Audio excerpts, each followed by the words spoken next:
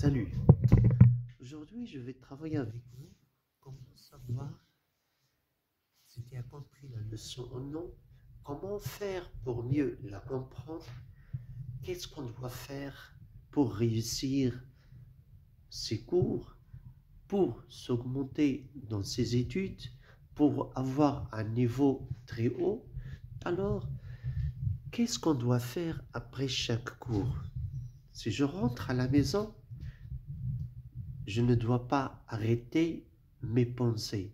Je ne dois pas tout oublier. Non, mais je dois tester ma compréhension. Tester, vérifier si j'ai compris le cours que je viens de faire. Ou bien les cours que je viens de faire. Alors comment? Je dois les répéter de mémoire. Répéter dans ma tête. Je dois m'aider d'un cahier de notes, un cahier dans lequel j'établis le plan de cette leçon pour mieux la comprendre.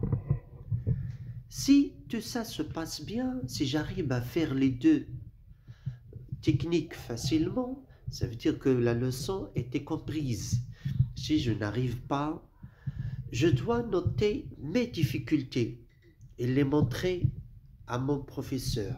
Ou bien avant, je demande de l'aide à quelqu'un d'autre, à mes parents, à mes frères et sœurs, à quelqu'un d'autre qui maîtrise ce que je n'ai pas compris. D'accord? Après tout ce schéma, je dois faire beaucoup d'exercices obligatoires.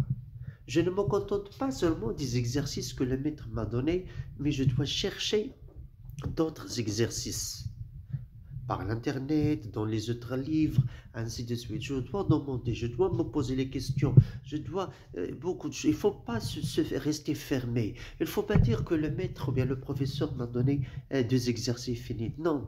Alors c'est comme ça qu'on teste sa compréhension. Et une fois sorti de l'école, je répète la leçon de mémoire ou bien je fais son plan.